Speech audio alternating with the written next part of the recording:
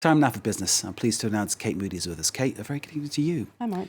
Teams from the US and China are meeting for the first direct talks under the Biden administration.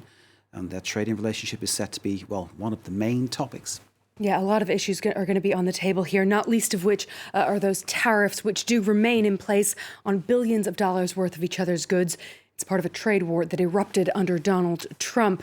Now, the Biden administration has taken steps towards repairing trade ties with some of its allies, including the EU, but it has not rolled back tariffs on China, with the exception of medical equipment.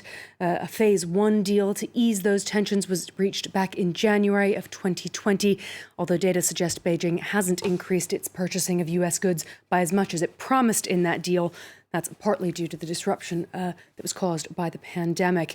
Now, President Joe Biden has echoed many of his predecessors' concerns when it comes to intellectual property rights and open markets for U.S. companies in China.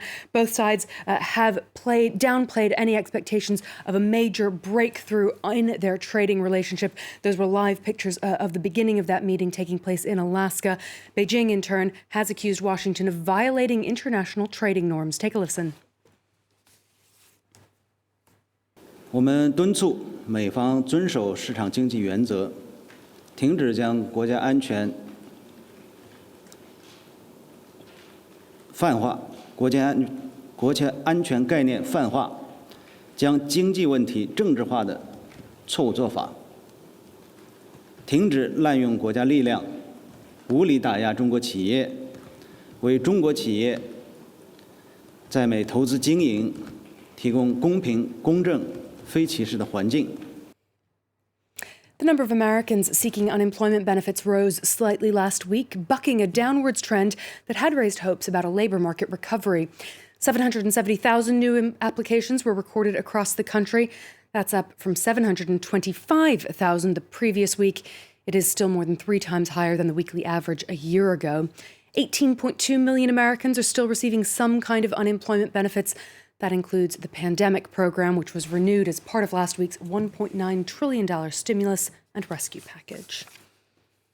Let's check in on the day's trading action now. Wall Street has closed down. The Dow Jones earlier hit a new record high before paring back to close about half a percentage point in the red. The S&P 500 down 1.5%. The Nasdaq down over 3% as tech stocks weighed down trade. Treasury yields soared again. The return on a 10-year bond hitting its highest level since January 2020, and the 30-year yield its highest since August 2019. That spooks some investors because it impacts their future returns. Well, the major European indices closed higher earlier on. The DAX outperforming up over 1%. The CAC 40 nearly flat in Paris. The FTSE 100 gaining a quarter of a percentage point in London as the Bank of England kept interest rates on hold. As much of France heads back into lockdown, affected businesses will be looking for more financial aid. The French Finance Ministry has said the government will spend a further 1.2 billion euros per month to support affected businesses. That brings the monthly total of financial aid from the government to 7.2 billion. The new restrictions are projected to cost the economy around 0.2% of GDP. In the Paris region alone, some 230,000 non-essential businesses will be closed for the next 4 weeks at least. Well, the pandemic support measures include a furlough scheme, which has seen the state pay up to 84% of paychecks for workforces that are affected by the pandemic. That program has cost the government some 27 billion euros in 2020 alone. Businesses have been able to defer the payment of payroll taxes, and they've had access to state-backed loans or grants from a so-called solidarity fund. Well, the health crisis and restrictions have affected practically every sector of the French economy. That includes auto body shops. With less traffic on the roads, there's less demand for car repairs, and nearly a third of French mechanics say they're at risk of going bankrupt. James Vecina reports. At first glance, it could seem like an ordinary day.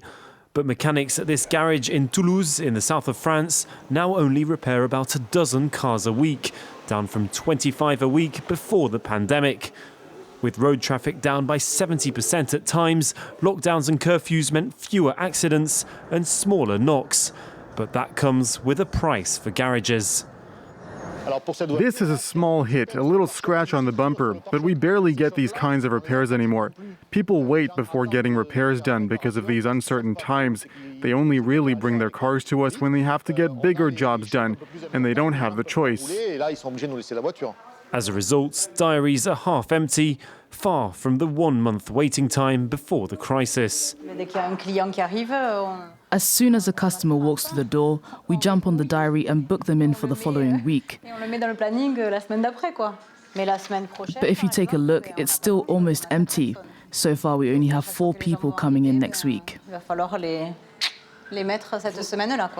And there's no end in sight. France's Garages Association says a third of garages in the country are at risk of going bust. In 2020, the number of garages going bust was at a record low. That trend will continue this year thanks to the help from the government. But I think 2022 will be a totally different story. And it isn't only garages that are affected. 75% of workers in France's car industry say they're worried about the future. Finally, smart devices come with all manner of bells and whistles, including new ones now to help you respect social distancing guidelines. One company in the south of France has been testing smartwatches which beep when colleagues stand too close together for too long. The badge, called Tag, can also be programmed to track potential exposure to COVID-19. So like some of the apps, Mark, it does seem to keep track a little bit of people's test results if they say that they've got the virus. But with that added bonus of beeping if we were to be standing within 2 meters of each other. We would always respect social distancing, Certainly. Kate, being sensible people. But it's always lovely to see you. Kate Moody with The Business. As ever, insightful, smart, informative. And we get beeps at the end about smartwatches. It's fantastic. Kate, thank you very much indeed. Great to see you. Kate there with The Business.